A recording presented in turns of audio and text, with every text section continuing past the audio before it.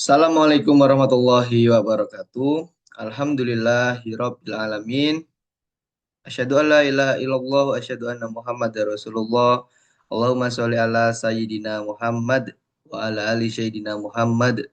Alhamdulillahirabbil alamin. Rabbi israh li sadri wa yassir li amri wahlul 'uqdatam min lisani yafqahu qawli. Rabbi zidni ilma warzuqni fahma waj'alni minas solihin. Alhamdulillahirabbil alamin. Alhamdulillahirabbil alamin. Alhamdulillahirabbil alamin. Bapak Ibu, Mas Mbak, tamu-tamu Allah yang dirahmati Allah. Insya Allah pada kesempatan kali ini saya ingin menyapa panjenengan semua dengan sharing ya materi yang berjudul mau sampai kapan menunda pulang berangkat dengan iman.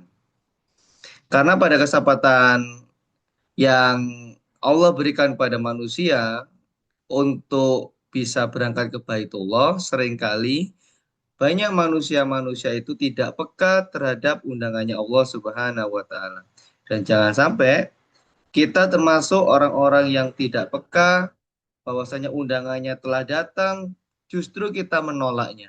Undangannya telah datang, justru kita menundanya. Undangannya telah datang, justru kita tidak paham kalau kita sedang diundang. Bayangkan kalau kita diundang oleh presiden atau orang penting gitu ya. Kemudian apa yang kita lakukan? Yang kita lakukan biasanya adalah senantiasa untuk berupaya yang terbaik untuk bisa memenuhi undangan beliau. Nah, yang mengundang kita untuk ke Baitullah itu adalah Allah Subhanahu wa taala. Tapi kita justru menundanya ketika Allah mengundang kita sekarang. Justru kita menolaknya kalau Allah mengundang kita sekarang. Maka kita perlu peka mengasah iman kita untuk menjadi iman yang kuat, iman yang yakin, dan kita akhirnya berhenti melangkah dan berani untuk berangkat. Kita di sini akan membahas berangkat dengan iman. Nah, landasannya apa? Ya, landasannya apa dan dasarnya apa kita yakin untuk bisa berangkat apapun keadaan diri kita hari ini. Apapun keadaan finansial kita, apapun keadaan pekerjaan kita, apapun keadaan yang ada. Entah ada masalah atau tidak ada masalah, entah kita punya uang atau tidak punya uang. Maka dasarnya kita menggunakan Al-Quran. Nah, di dalam Al-Quran, dasar apa yang bisa kita pakai untuk kita berangkat ke tanah suci dengan keyakinan yang kuat tanpa keraguan. Maka itu langsung dijawab oleh Allah Subhanahu wa taala di ayat-ayat pembuka awal Al-Qur'an. Ya, Al-Qur'an dibuka oleh yang pertama dengan surat Al-Fatihah, kemudian dilanjutkan dengan surat Al-Baqarah. Di surat Al-Baqarah ini adalah penyampaian yang gamblang, yang jelas pada umat manusia. Bahwasanya Allah Subhanahu wa taala berfirman, "Dalikal kitabu la raiba fi, hudal lil muttaqin." Jadi kata Allah Subhanahu wa taala, kitab Al-Qur'an ini tidak ada keraguan padanya. Dan ini adalah petunjuk bagi mereka yang bertakwa. Jadi ketika kita mengembalikan keraguan kita pada Al-Quran, maka kita perlu cross-check ke dalam diri kita. Jadi kalau Al-Quran berkata, "Dzalikal kitabul la raiba fi", ya kitab Al-Quran ini tidak ada keraguan padanya, maka kebenarannya perlu kita cek berapa persen. Kebenarannya apakah boleh 99%, apakah boleh 50%, apakah boleh 10%? Jawabannya tidak boleh. Ya, jawabannya adalah kalau zalikal kitabul la raiba fih, tidak ada keraguan padanya, maka jawabannya adalah keyakinan kita pada Al-Qur'an adalah 100%. Maka jika tingkat kebenarannya Al-Qur'an ini 100%, berarti jika ada jika ada ayat Al-Qur'an yang berbeda dengan pikiran kita, yang perlu diubah itu ayatnya atau pikiran kita, itu yang perlu kita cek dalam diri kita. Saya ulangi ya. Jika tingkat kebenaran Al-Quran adalah 100%, berarti jika ada ayat Al-Quran yang berbeda dengan pikiran kita, yang perlu diubah adalah ayatnya atau pikiran kita. Kalau Anda orang beriman, pasti Anda sepakat dengan saya yang perlu diubah adalah pikiran kita. Mudah-mudahan di video ini kita berkenan, ridho, siap untuk mengubah pikiran kita. Karena kalau kita sudah memenuhi undangan Allah, maka kita mestinya dalikal kita bula roiba fi. Ya kita menggunakan Al-Quran, kemudian kita la roiba fi, kita tidak ada keraguan padanya. Maka kalau kita sudah mengubah pikiran kita, ya, maka kita akan mendapat predikat yang tadi ya. Hudalil mutakin, ya. Jadi buat petunjuk itu bagi orang-orang bertakwa. Nah, siapakah orang-orang yang bertakwa itu? Lanjutannya ada di Quran surat Al-Baqarah ayat 3, yaitu alladzina yu'minuna bil ghaibi wa yuqimuna sholata wa mimma razaqnahum yunfikun. Yaitu mereka yang satu beriman kepada yang gaib. Undangan Allah itu gaib, teman-teman. Maka kita tidak perlu memikirkan ya hal-hal yang menebalkan keraguan. Maka yang pertama kita cek adalah kita yakin atau beriman atau tidak dengan hal yang gaib. Kalau teman-teman mendapat undangan punya uang cash, maka berangkatlah dengan cash. Kalau dapat undangan dan istitoahnya atau mampunya dengan cicil, maka berangkat dengan cicil. Biasanya pikiran akan tanya lagi, mampu nggak ya bayarnya? Nah, jadi ragu lagi. Padahal kata Al-Quran kita disuruh beriman pada yang gaib. Alladzina yu'minuna bil ghaibi. Kalau kita orang yang bertakwa. Kemudian yang kedua adalah wa yuqimuna shalah. Maka orang yang bertakwa adalah orang yang melaksanakan sholat. Dan yang ketiga adalah wa mimma razaqnahum yunfikun. Dan menginfakkan sebagian rezeki yang kami berikan pada mereka. Untuk orang-orang yang ragu untuk berangkat ke Baitullah adalah biasanya karena takut bayarnya, takut uangnya, takut kehilangan uangnya lebih tepat. Nah, orang yang takut kehilangan uang itu berpikir ya, berpikir kehilangan uang, bukan berpikir wa mimma razaqnahum yunfikun, bukan berpikir untuk meminfakkan sebagian rezeki yang Allah beri. Ibaratnya adalah kalau uang Anda itu Anda titipkan pada saya, kemudian waktu Anda minta, Mas Septian, minta dong uang saya bilang gini, jangan. Kira-kira gimana Anda? Anda yang punya uangnya, Anda titip, kemudian ketika Anda minta, saya menahan uangnya. Tentu Anda akan marah, akan kecewa, ya akan sedih gitu. Nah itu yang sering kali digenggam oleh orang-orang yang ragu. Padahal ketika berangkat ke Baitullah itu adalah kita tidak pernah kehilangan uang kita sama sekali.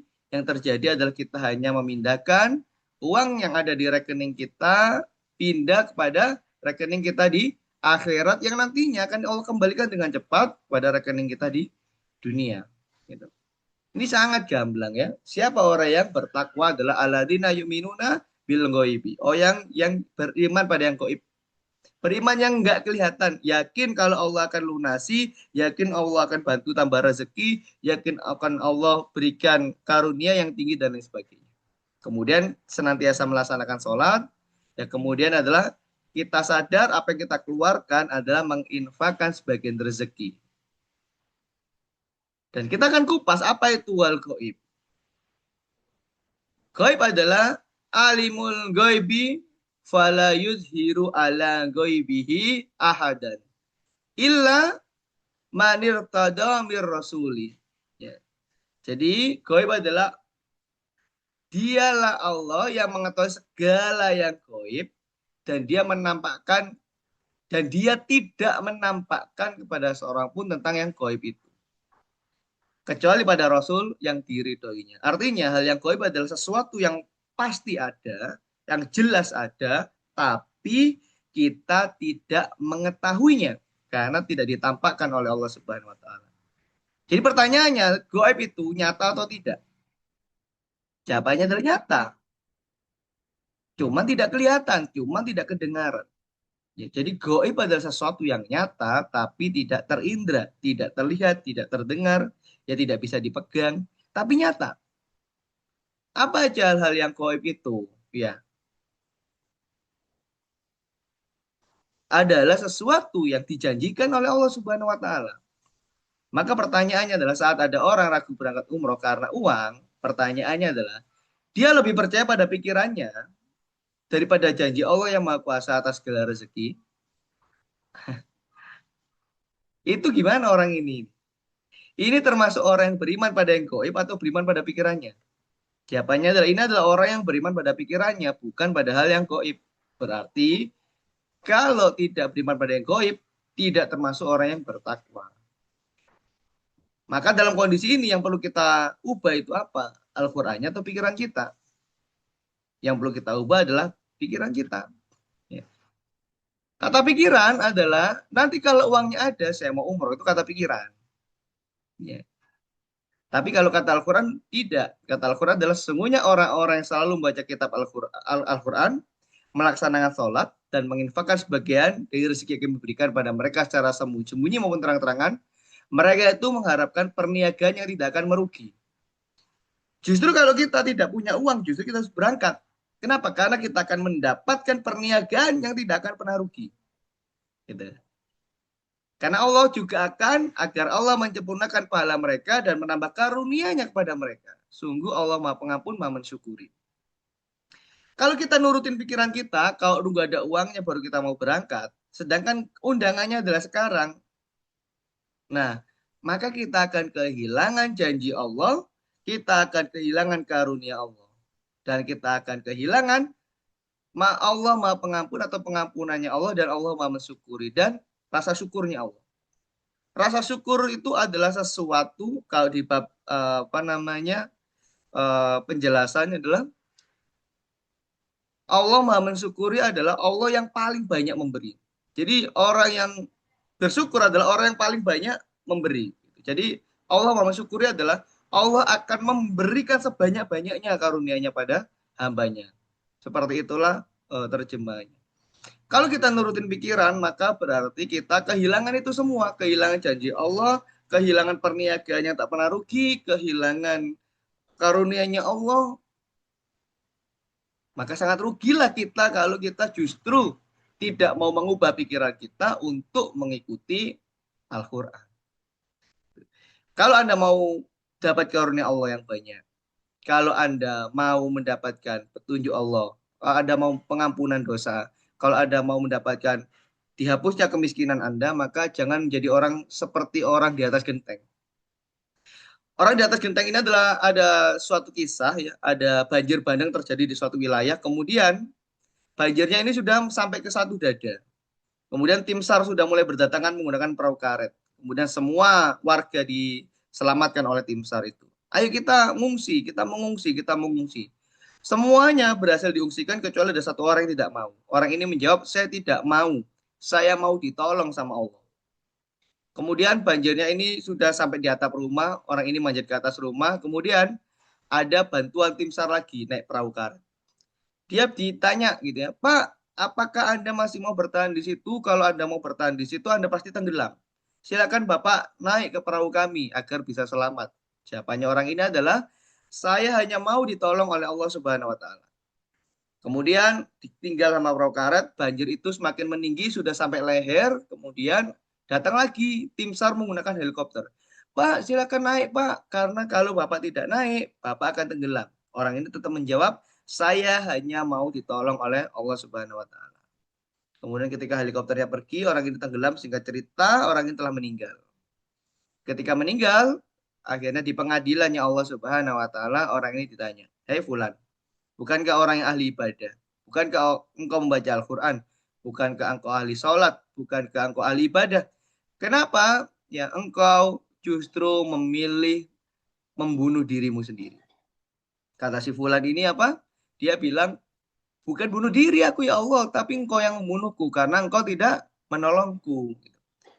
Kata Allah Subhanahu wa taala adalah, bukankah aku sudah menolongmu dengan perahu karet 2 kali? Bukankah aku sudah menolongmu dengan helikopter 1 kali?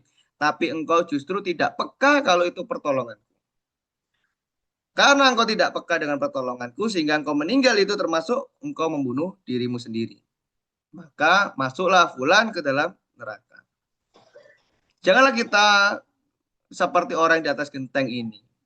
Janganlah kita mendapatkan pertolongan Allah, justru kita menolak. Janganlah kita menyembunyikan rekening kita yang kalau ada cash kemudian kita tahan-tahan. Janganlah kita kalau punya harta benda kemudian kita tahan-tahan, padahal kita sudah rindu pada Baitullah. Kemudian kalau misalnya memang Anda tidak ada, kemudian ada tawaran untuk bisa berangkat dengan program yang bayar dulu, berangkat dulu bayar belakangan. Anda tetap tidak mau berangkat karena mempertahankan pikiran Anda yang ragu, tidak bisa bayar dan lain sebagainya, maka Anda berarti termasuk orang yang berada di atas genteng. Anda minta umroh sama Allah dikasih rezekinya tapi tetap tidak mau berangkat. Ngomongnya pas-pasan. Anda minta umroh kemudian sama Allah nggak ada uangnya, memang keadaannya, terus kemudian dihadirkan program dana talangan, tapi Anda juga tetap tidak berangkat. Maka hati-hati ketika tetap memilih tidak berangkat. Karena kita di sini di Indonesia, mazhab kita mayoritas adalah mazhab Imam Syafi'i, dan saya juga demikian. Maka kita perlu tahu bahwasanya Imam Syafi'i itu mengambil hukum apa untuk umroh. Ternyata Imam Mazhab yang empat itu terbagi jadi dua dan dua, sedangkan Imam Syafi'i itu termasuk Imam Mazhab yang mengambil hukum umroh adalah wajib. Beliau menyandarkan pada Al-Quran, watimul hajjah wal umrota lillah, dan sempurnakanlah ibadah haji dan umroh karena Allah. Karena ada redaksi di Al-Baqarah 196 ini, maka Imam Syafi'i ya memberi hukum pada umroh itu setara dengan haji, yaitu hukumnya wajib. Kadang-kadang kita ini bermazhab tapi tidak utuh, sehingga kita tidak tahu ya imam mazhab yang kita ikuti ini mengambil dalil yang mana, mengambil hukum yang mana. Kadang-kadang kita ini gaduh-gaduh. Kita ambil yang enak-enak ya. Untuk yang ini ambil dari imam ini, yang ini ambil dari imam ini dan lain sebagainya. Kita tidak tahu, tidak benar-benar belajar. Nah, kalau hukumnya adalah sebuah hukum wajib, maka ketika ada undangannya Allah bertubi-tubi berkali-kali datang kepada kita, kemudian kita menolak-nolaknya atau menunda-nundanya, berarti kita akan mendapatkan dosa besar. Karena wajib itu adalah kalau dikerjakan mendapatkan pahala, kalau tidak dikerjakan berarti mendapat dosa. Padahal Rasulullah SAW bersabda dari Abdullah, Rasulullah SAW bersabda, ikutkanlah umrah pada haji. Karena keduanya menghilangkan kemiskinan dan dosa-dosa. Buat Anda tadi itu, yang tidak punya uang, yang ragu untuk mencicil, bahasa kasarnya mohon maaf, yang miskin. Anda ingin tetap miskin atau Anda ingin melepas dari kemiskinan Anda kemudian jadi hidup sejahtera? Kalau Anda ingin hilang kemiskinan Anda, berangkat. Kenapa? Karena nggak mau Rasulullah. Dalikal kitabul la raiba fi. Al-Quran itu tidak ada keraguan di dalamnya, 100% benar. Dan yang menyampaikan Al-Quran adalah Rasulullah. Kalau Al-Qurannya benar, otomatis Rasulullahnya benar. Kalau ayat di Al-Quran itu benar 100%, maka hadis Nabi juga benar 100%. Ini sudah rumus. Maka kata Nabi, ikutkanlah umrah pada haji, karena keduanya menghilangkan kemiskinan dan dosa-dosa. Kalau Anda masih miskin, maka berangkat. Kalau ingin kemiskinan Anda hilangkan. Dengan catatan kalau Anda ya yakin dengan yang goib. Nah, apa itu yang goib? Yaitu perkataan Rasulullah ini. Ya, sebagaimana pembakar menghilangkan karat pada besi, emas, dan perak. Sementara tidak ada pahala bagi haji yang mabrur kecuali surga. Tidak cukup dengan menghilangkan kemiskinan, tidak cukup dengan dosa-dosa, tapi juga dengan dapat pahala surga. Sekarang pilihan di tangan Anda. Apakah Anda mau mempertahankan pikiran Anda yang ragu, atau Anda mau mengikuti Al-Quran dan mengikuti Rasulullah SAW? Karena kesempatan bisa jadi besok dicabut. Gitu. Jangan sampai itu terjadi. Kemudian ada dalil yang lain, ya jamaah haji dan umrah adalah tamu Allah. Jika mereka berdoa, Allah memenuhi permintaan mereka. Kalau ada presiden ngomong, "Wahai rakyatku, datanglah ke istanaku. Kalau engkau minta apapun, permintaanmu akan aku kabulkan." Pertanyaannya, ya, bakal banyak yang berbondong-bondong datang nggak? Pasti berbondong-bondong datang. Walaupun nggak punya uang, pasti berangkat berupaya untuk datang. Kenapa? Karena tahu kalau datang, ya bisa ngomong, "Presiden, saya datang ke sini loh hutang. Saya mau permintaan A, B, C, D, E, plus saya minta biaya saya ke sini dan pulang engkau ganti." Kenapa? Karena penuhi semua permintaan. Nah, kalau presiden aja kita yakin, tapi kalau Allah yang bilang, ya, jamaah haji dan umrah adalah tamu Allah. Jika mereka berdoa, Allah penuhi permintaan mereka. Dan jika mereka minta ampun padanya, niscaya Allah mengampuni mereka. Yang ngomong ini Rasulullah SAW. Dan ini pesan dari Allah Subhanahu wa Ta'ala. Tapi kenapa ragu? Coba cek di diri kita. Jangan-jangan terlalu banyak dosa pada diri kita, sehingga kita meragukan ayatnya Allah, kita meragukan sabdanya Rasulullah SAW. Dan di dalam penjelasannya Syekh Ali Al-Qari rahimahullah adalah tamu Allah itu ada tiga. Yang pertama adalah mujahid, yang kedua adalah orang yang berhaji, yang ketiga orang yang umroh. Ini adalah yang seminimal-minimalnya. Mujahid harus kehilangan hartanya. Orang yang berhaji harus ada masa tunggunya, ada prosesnya yang lebih sulit, ada rintangan yang harus dilalui dan lain sebagainya. Sedangkan orang umroh itu sederhana. Hanya niat, tawaf, sa'i, dan tahalul. Hanya 4 rangkaian itu dan hanya 3 jam. Tapi kita disetarakan dengan orang yang berhaji yang perlu 40 hari stay di sana. Dan kita disetarakan dengan mujahid yang kehilangan harta bendanya juga nyawanya. Maka keterlaluan kalau kita tidak mau segera untuk bertindak mengambil langkah menyambut undangannya Allah Subhanahu wa taala. Maka kalau sekarang ya Allah beri kesempatan, kemudian hati Anda sudah rindu, pintunya sudah dibuka, pertanyaannya adalah maukah Anda menjawab panggilannya hari ini juga? Maukah Anda melepas pikiran Anda? Maukah Anda membuang keraguan-keraguan Anda? Maukah Anda menjadi orang yang bertakwa, yaitu orang yang percaya atau beriman pada yang gaib, melaksanakan sholat, kemudian Anda mau mengeluarkan sebagian rezeki Anda, ya untuk berinfak di jalan Allah Subhanahu wa taala.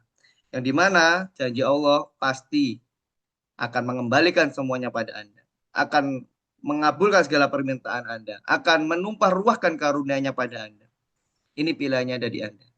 Kesempatan tidak datang berkali-kali, ya kita tidak tahu besok kita masih punya nyawa atau tidak.